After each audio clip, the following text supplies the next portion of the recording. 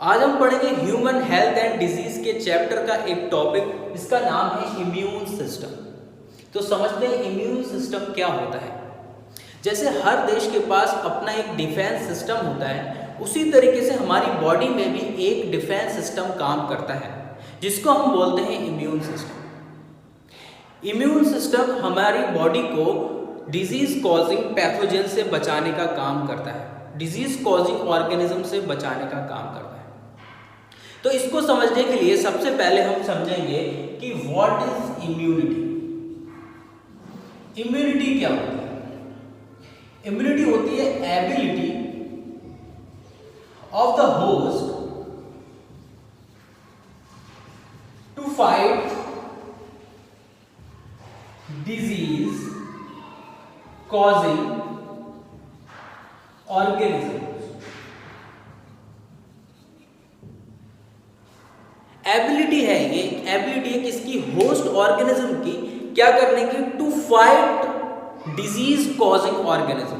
अब ये disease causing organism क्या है? इसी को हम बोलते हैं पैथोजेंस। क्या बोलते हैं इसी को? पैथोजेंस। पैथोजेंस कौन कौन हो सकता है? जैसे बैक्टीरिया, बैक्टीरिया पैथोजन हो सकता है। वायरस पैथोजन हो सकता है। इसी तरीके से फंजाई पैथोजन हो सकता है और प्रोटोजोआ, ये मेन माइक्रो ऑर्गेनिज्म है जो पैथोजन का काम करते हैं। जैसे कि बैक्टीरिया से होने वाली डिजीज, कोई एक डिजीज का नाम बताओ, जैसे टाइफॉइड बैक्टीरियल डिजीज है। इसी तरीके से वायरस से होने वाली डिजीज जैसे कि chicken pox, chicken pox virus से होने वाली डिजीज है। इसी तरीके से रिंगवॉर्म, रिंगवॉर्म किससे होती है? फंजाई से होने वाली डिजीज है। इसी तरीके से प्रोटोजोआ, प्रोटोजोआ से कोई बहुत सारी डिजीज होती है। कोई एक एग्जांपल ले लेते हैं उसका, जैसे डिसेंट्री, जैसे कि मलेरिया, मलेरिया भी किससे होता है? प्रोटोजोआ से होता है। तो ये सारे क्या हैं? पैथोजेंस हैं जो डिजीज कॉजिंग ऑर्गेनिजम्स हैं।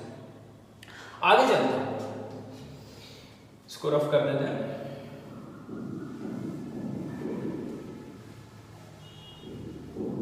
ये जो हमारी इम्यूनिटी होती है ये दो टाइप की होती है। हमारी इम्यूनिटी दो टाइप की होती है। फर्स्ट है इन्नेट इम्यूनिटी, इन्नेट इम्यूनिटी। दूसरी है acquired immunity, acquired immunity.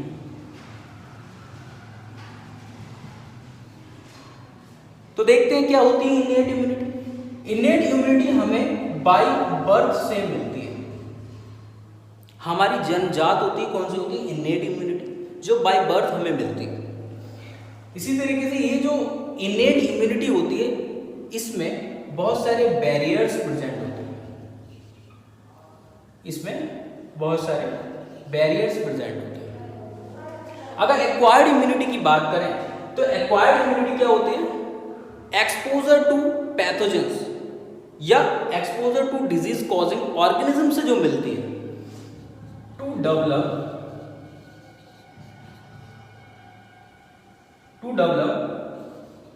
Disease causing organism. इससे जो इम्यूनिटी हमारी डेवलप होती है वो कौन सी होती है? Acquired immunity. लेकिन अभी हम फिलहाल पढ़ेंगे किसके बारे में? इन्नेट इम्यूनिटी के बारे में। इन्नेट इम्यूनिटी के बारे में डिटेल में पढ़ते हैं। तो इसमें कौन कौन से बैरियर्स काम करते हैं उसको देख लेते हैं।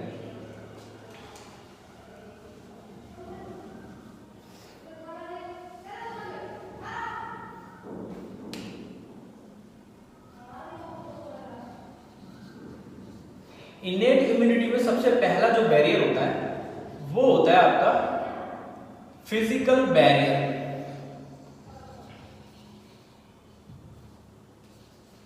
कौन सा बैरियर होता है? Physical barrier. तो अब समझते हैं कि फिजिकल बैरियर क्या होता है। फिजिकल बैरियर का मतलब एक दीवार, किन के बीच? हमारी बॉडी और ऑर्गेनिजम्स के बीच, उन डिजीज कॉजिंग ऑर्गेनिजम्स के बीच की एक दीवार, जैसे कि हमारी इसमें होती है स्किन। स्किन एक फिजिकल बैरियर होती है जो हमारी बॉडी को डिजीज कॉजिंग ऑर्गेनिज्म से बचाती है, इन्वायरमेंट से कोप करती है। ठीक है, सेकेंड इन पे आती है म्यूकस। म्यूकस क्या होता है इसके बारे में समझ लेते हैं। म्यूकस गॉबलेट ग्लैंड से रिलीज होने वाला एक विस्कस और थिक सब्सटेंस होता है जो गॉबलेट ग्लैंड से सीक्रेट होता है। ये म्यूकस क्या करता है, ये काफी थिक होता है, चिपचिपा होता है, गाढ़ा होता है। जैसे ही ऑर्गेनिज्म पैथोजेंस इस पे आते हैं, माइक्रो ऑर्गेनिज्म, वो इन पर चिपक जाते हैं। चिपकने के बाद ये मूव नहीं कर पाते क्योंकि ये बहुत ज़्यादा गाढ़ा और चिपचिपा होता है और मूव नहीं कर पाते और इन ऑर्गेनिजम्स की डेथ हो जाती है। तो इस तरीके से हमारी बॉडी को प्रोटेक्ट करता है म्यूकस। अब ये म्यूकस कहाँ प्रेजेंट होता है, म्यूकस लाइनिंग कहाँ प्रेजेंट होती है? ये होती है हमारी रेस्पिरेटरी ट्रैक्ट में। रेस्पिरेटरी ट्रैक्ट में हमारी यूरिनोजेनाइटल ट्रैक्ट में, यानी कि हम जब सांस लेते हैं, रेस्पिरेटरी ट्रैक्ट जब हम सांस लेते हैं तो हमारी वहां पर प्रेजेंट होती है म्यूकस प्रेजेंट होता है जो डस्ट पार्टिकल्स या फॉरेन पार्टिकल्स को वहीं रोकने का काम करता है। इसी तरीके से यूरिनोजेनाइटल, यहाँ से भी हमारे पोर्स प्रेजेंट होता है यूरिनोजेनाइटल, ऐसे ही हमारे नेजल में भी पोर होता है। तो दोनों जगह हमारी रक्षा कर रहा है कौन? म्यूकस। और इन्वायरमेंट से कोप कर रहा है हमारा स्किन। तो ये आ गया आपके फिजिकल बैरियर्स में, इसको रफ कर देते हैं। नेक्स्ट चलते हैं हमारा second topic, second barrier physiological barrier. Physiological barriers, physiological barrier जो हमारी फिजियोलॉजी में प्रेजेंट होते हैं, जैसे कि एसिड इन स्टमक। जो पैथोजन है वो कहीं से भी हमारी बॉडी में एंटर करना चाहेंगे, उनको कोई ना कोई एक रास्ता चाहिए हमारी बॉडी में एंटर करने के लिए, और एंटर करने के बाद वो अपनी प्रोजेनी को बढ़ाने का काम करते हैं, हमारी बॉडी को क्या कर देते हैं? डिजीज कर देते हैं। वो जब बहुत सारे प्रोजेनी को बढ़ा लेते हैं तो हमारी बॉडी में क्या हो जाती है? डिजीज हो जाती है, क्योंकि हमारा वो न्यूट्रिशन लेते रहते हैं, हमारी बॉडी पर फीड करते हैं। तो वो जो ऑर्गेनिज्म है वो कहीं ना कहीं से तो एंटर होंगे। इसी तरीके से माउथ से एंटर होकर वो सीधा जाएंगे स्टमक। अब स्टमक में प्रेजेंट होता है एसिड HCl, जो इनको किल करने का काम करता है पैथोजेंस। इसी तरीके से टीयर्स में प्रेजेंट होता है लाइसोजाइम। ये लाइसोजाइम एंटीबैक्टीरियल होता है और बैक्टीरिया को किल करने का काम करता है। इसी तरीके से टीयर्स के बाद हमारे सलाइवा में, क्योंकि माउथ से एंटर करेंगे, और सलाइवा में भी क्या प्रेजेंट होता है? लाइसोजाइम। तो यहां पर ये मार गिराए जाते हैं किसके थ्रू? लाइसोजाइम्स के थ्रू। तो ये हो गया हमारा फिजियोलॉजिकल बैरियर्स। नेक्स्ट आगे चलते हैं नंबर 3 पर। नंबर 3 पर आते हैं हम cellular barrier. Cellular barriers, cellular barriers में कौन कौन आते हैं? सेल्यूलर बैरियर्स में बेसिकली क्या है? यहां पर फैगोसिटिक सेल आता है। फैगोसिटिक सेल, फैगोसिटिक सेल को समझने से पहले हमें समझना पड़ेगा कि फैगोसाइट क्या होता है। What is phagocyte? कोई एक सेल होती है, वो सीधा सीधा किसी माइक्रो ऑर्गेनिज्म पैथोजेंस को इंगल्फ करने का काम करती है।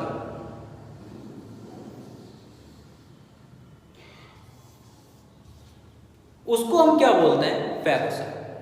कोई एक माइक्रो ऑर्गेनिज्म है, उसको हमारी सेल ने सीधा सीधा खा लिया, उसको क्या बोलेंगे? फैगोसाइट बोलेंगे। अब ये फैगोसिटिक सेल कहाँ प्रेजेंट होती है? ये फैगोसिटिक सेल एक तो आपकी न्यूट्रोफिल्स होती है, न्यूट्रोफिल्स फैगोसिटिक सेल्स। अगर हम लंग्स की बात करें तो लंग्स में डस्ट सेल प्रेजेंट होती हैं जो फैगोसाइट करती हैं। इसी तरीके से लिवर में हम बोले, लिवर में होती है कुफर सेल जो फैगोसाइट करने का काम करती है। और ब्लड में होती है मैक्रोफेजेस। क्या होती है? मैक्रोफेजेस, ये मैक्रोफेजेस भी क्या करती है, फैगोसाइट करने का काम करती है, सीधे सीधे डिजीज कॉजिंग ऑर्गेनिज्म को या फिर फॉरेन पार्टिकल्स को खाने का काम करती हैं, इसलिए हम इनको बोलते हैं फैगोसिटिक सेल।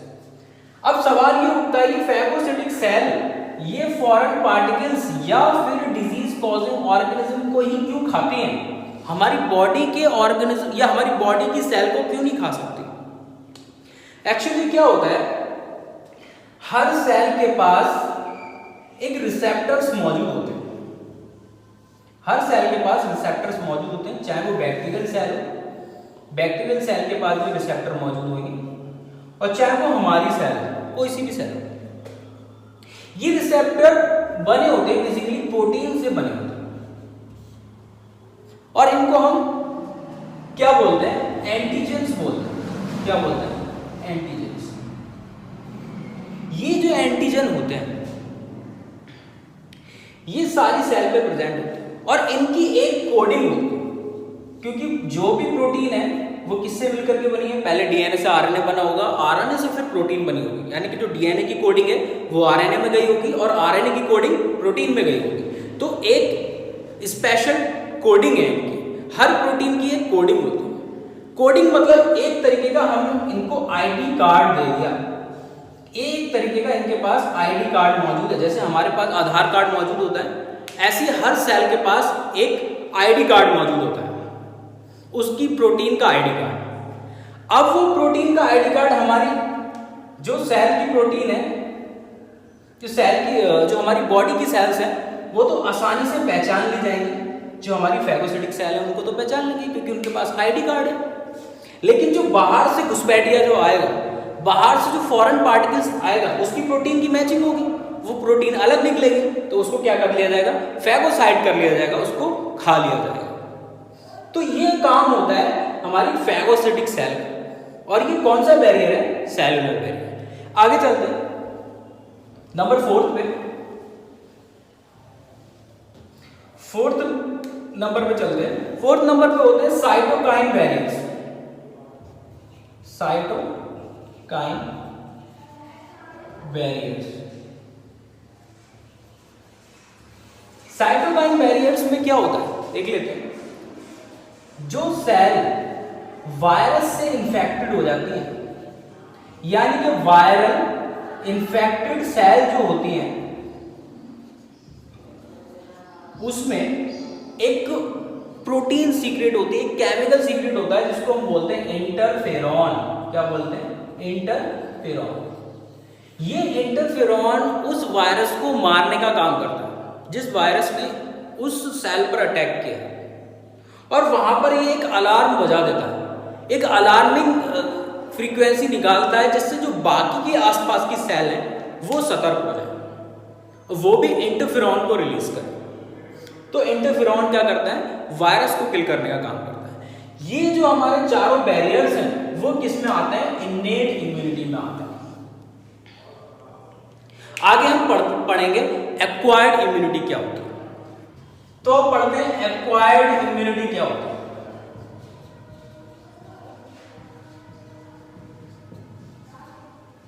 ये क्या होती है, सबसे पहले ये पैथोजन स्पेसिफिक होती है।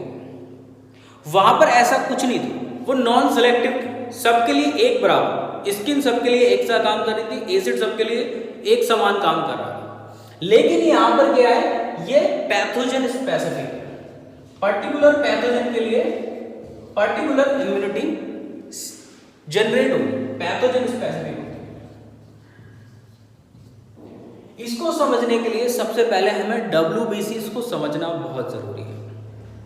समझते हैं WBCs, क्योंकि WBCs ही हमारी बॉडी की एक्वायर्ड इम्यूनिटी को बनाने का काम करती है। दो तरीके की WBCs प्रेजेंट होती है, एक होती है ग्रैन्युलोसाइट्स, दूसरी होती है एग्रैन्युलोसाइट्स। जो ग्रैन्युलोसाइट्स होती हैं इनके साइटोप्लाज्म में ग्रैन्यूल्स प्रेजेंट होते हैं, इसलिए इनको बोलते हैं ग्रैन्युलोसाइट्स। ग्रैन्युलोसाइट्स बेसिकली 3 तरीके की मेन ग्रैन्युलोसाइट्स होती हैं आपकी, न्यूट्रोफिल्स,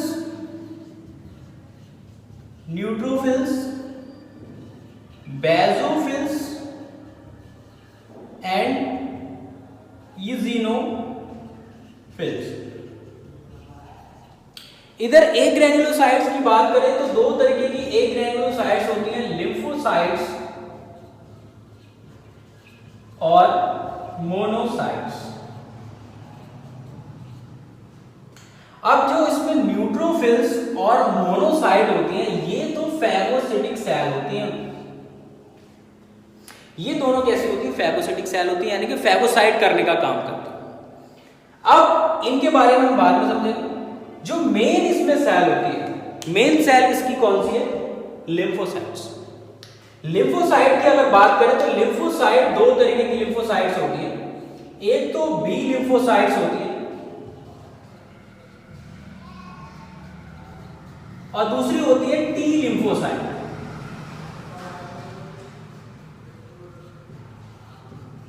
एक बी लिम्फोसाइट्स हो गई दो, दूसरी टी लिम्फोसाइट्स हो गई। इनको समझना बहुत जरूरी है। आगे चलते हैं।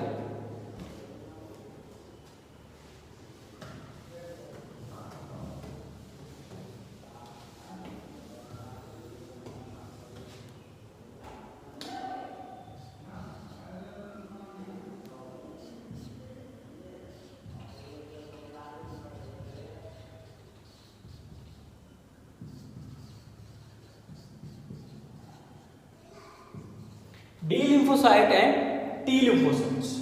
बी लिम्फोसाइट्स की बात करें, सबसे पहले टी की बात करें। टी का काम होता है सिर्फ आइडेंटिफिकेशन का। आइडेंटिफिकेशन क्या मतलब हुआ? आइडेंटिफिकेशन जैसे मैंने स्टार्टिंग में ही बताया था, हमारी बॉडी एक डिफेंस सिस्टम की तरह काम करती है। जैसे आप सपोज करो किसी भी देश के पास जो आर्मी होती है, जब उस देश में एंटर करना होता है तब हम एक पासपोर्ट, एक आईडी कार्ड दिखाते हैं, और वो आईडी कार्ड जब मैच हो जाता है तभी वो देश की आर्मी उस देश में एंटर करने देती है। ठीक इसी तरीके से टी लिम्फोसाइट्स क्या करती है? आइडेंटिफिकेशन का काम करती है। ये बाहर से आने वाले फॉरेन पार्टिकल्स या फिर फॉरेन एजेंट, एंटीजन जो भी है, उसको सबसे पहले प्रोटीन की मैचिंग करती है। उसके प्रोटीन की मैचिंग करती है।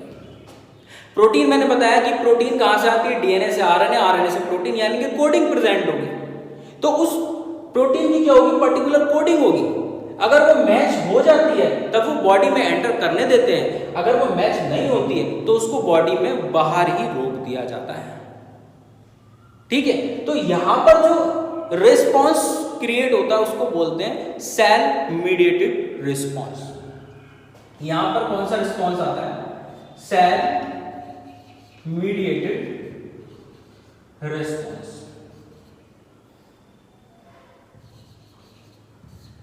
लेकिन अगर टी लिम्फोसाइट वहां पर काम नहीं कर पाई अपना, मतलब उन्होंने पहचान तो लिया कि वो फॉरेन पार्टिकल्स है, बट वो फॉरेन पार्टिकल्स बहुत ज्यादा ताकतवर है, बहुत ज्यादा मजबूत है, तब वो उसने टी लिम्फोसाइट्स को मार गिराया। फिर टी लिम्फोसाइट्स ने कॉल किया किसके पास? बी लिम्फोसाइट्स के पास। बी लिम्फोसाइट एक तरीके का हेडक्वार्टर है यहाँ का आर्मी का।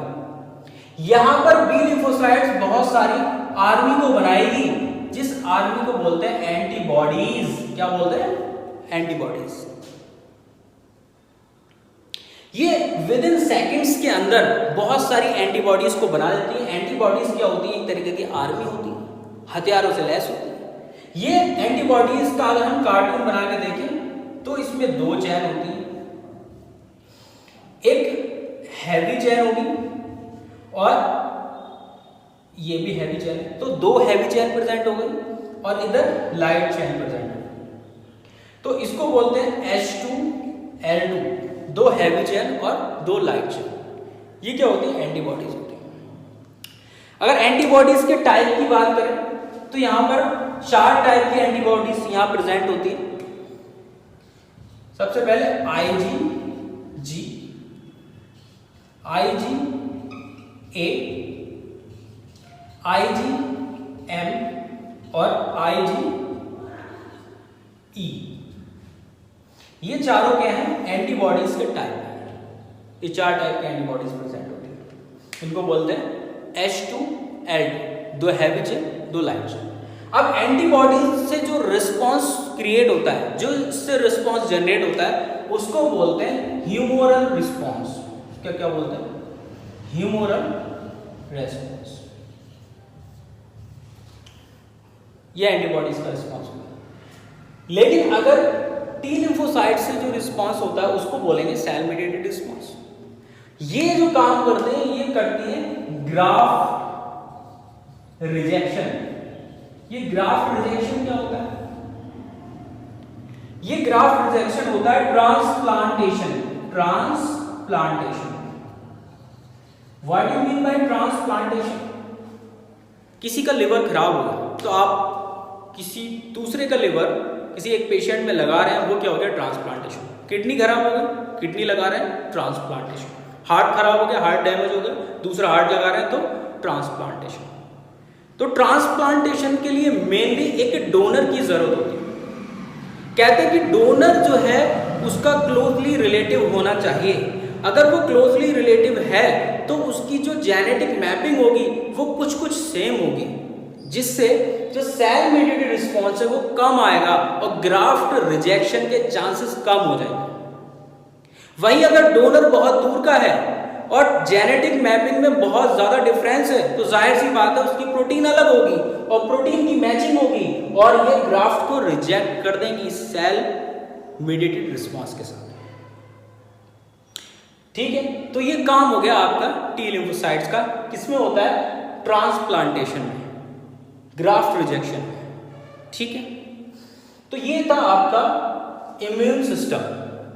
पहला हमने पढ़ा इनेट इम्यूनिटी, दूसरा पढ़ा हमने एक्वायर्ड इम्यूनिटी। इनेट इम्यूनिटी में बहुत सारे बैरियर्स ने काम किया था और यहां पर पैथोजन स्पेसिफिक इम्यूनिटी है, जिसमें मेनली जो काम होता है वो लिम्फोसाइट्स का काम होता है। दो तरह के लिम्फोसाइट्स यहां पर हमने पढ़ी, बी लिम्फोसाइट्स और टी लिम्फोसाइट्स।